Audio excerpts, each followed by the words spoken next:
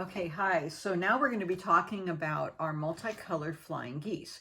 And you need to make 6 of these. You're going to have 6 that are made with a blue check on one side and the gray on the right. And you have to make sure that you're getting the colors in the correct direction. The blue has to be on the left or the red, and the gray must be on the right to get these color changes correct in your outside framing unit.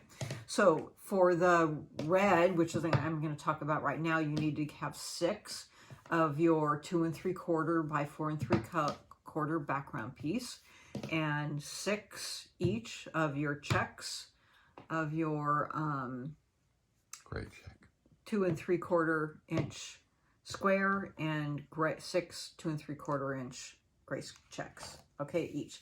So we're going to be using our folded corner clipper again that we just used earlier. And the first thing that I did already is I placed my red check down at 2 3/4.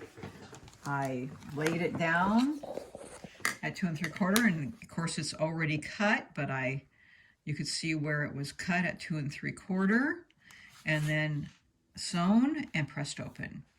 Now, this is a little bit different cut because instead of being parallel, you know, before we were doing all these parallelograms this way, well, this is not a parallelogram, it's a flying geese. So I'm right-handed, so in order to do this one, left-handed would do the opposite other side, but to do it this way, you have to go this direction and lay, this one's horizontal, this one's vertical. Because this has to go this way, you can just kind of do a cheat line, and the only way to do it, to make that cut, I'm going to line that up, and then it has to go this way in order to get that cut. Okay, so I'm going to line it here, and you do have to press this open before you can do the next one. I'm going to line it right here, and then I will put it under my machine and sew. And then I'll press it open, and then once again I can use my wing clipper to cut that unit down to 2.5 by 4.5 inches. So I have both of these that need to be cut down, but I would start here. And again, it's a little easier to see on these, but there's my V. And then I'll cut the first side down. Now, when I'm doing a lot of these, I actually cut all of one side down first. I'll cut this one. I like to do the same thing continually all at once so that I get it right. So I cut all of this side down first, okay? Hopefully that makes sense. I do all 6 in this direction, if I had them made. And then I'll flip it, and I'll flip this one, and then line it up in the corner and match that up, and then cut this down. Okay, and then I take this one and cut this one down as well, but you get the message. Okay, so those are cut down 2.5 to 4.5 using my wing clipper, and then you're going to be using these in some of these outside units here. They're going to be used twice in here to make these 2 rows with some outside rectangles that are 2.5 by 4.5 inches. I'll show you those in a minute. And then you're also going to be using these to piece with some of your other units that you didn't use out here. So I'll show you where those are in my blue. Let me get these out of the way.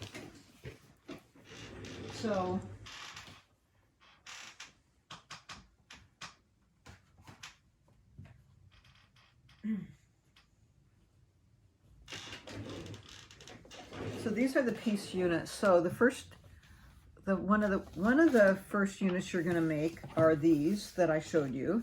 So you're going to be making these 2, the same that I showed you right here, 2 of those, pressing them, and I spray them.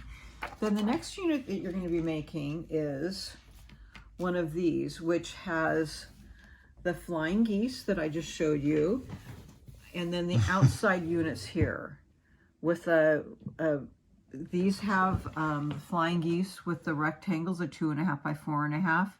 These have a flying geese, and then 2 of the parallelograms, and then a 2.5-inch square. So you're having 2 of those and 2 of those. And then it shows you here that you're going to be piecing these together, okay? And you're going to be making 2 of those right here. Now, when you piece these together, you're going to be wanting to put a pin right here so that point matches up, and you want a pin right here and here so those points match up. So you just want to stick a pin in there, and then I just pressed it, and then I did spray it so that it laid really flat. I know, yes. Okay, so you're going to have 2 of those. Here he comes. Yes. All right, I know. Okay, so once you have that made, and once you have these made, then, phew, we are finally ready to put our block together. Now, there's the center. Once you remember that the red goes in the middle of the blue, okay, so that's one side and the other, and then this is one side and the other. Okay, so you're going to be pinning that, you're going to be sewing this first. Now you have to pay attention. The reason that I didn't sew this one in is that I wanted to show you these meets. Let's see, on this one, I'm going to look at this for a minute, because when we're looking at this, I want to see, I think it's this way. Yes, it is. It is this way. That one's correct. This is correct. Okay. So you do have these points that are critical. I wouldn't just sew them together. I would pin these.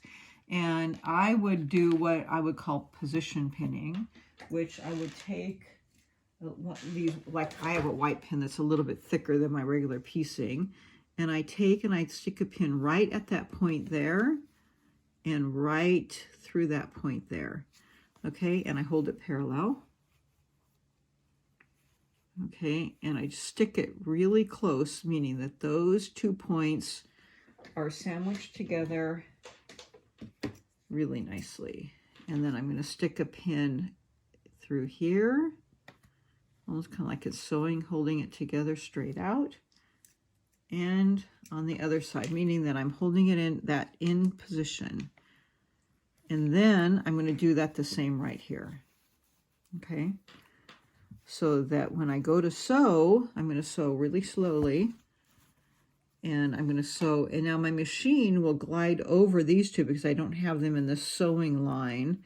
But right when I get to sewing here, my needle's going to go in. I'm going to pull this out. My needle's going to go right in that hole.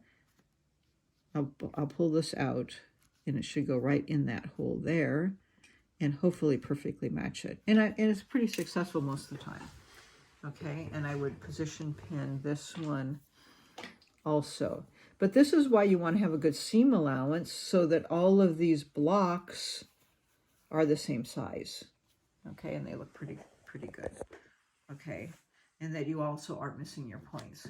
So I position pin those 2 and those 2, and then when you get to here, you need to position on this side too. So, you know, of course this is digitally printed, so they make it look like the points are all matching. But in reality, you want to make them match because these are very stark colors. You know, they're really white and dark. So when they don't match or you're missing your points, you can really see it. It's not like you have real printy fabrics. So you really want to try to do your best. Now, if you miss the point, you can pull them out, you know, an inch on each side and then really lift it up carefully. Don't pull the fabric because you start stretching it. And then every time you do that, it's harder and harder to match your piece. So, you know, try position pinning. Hopefully that will help you get your matches really well. And good luck with your block. And of course, let me know if you have any questions. Good luck, and we'll see you next time.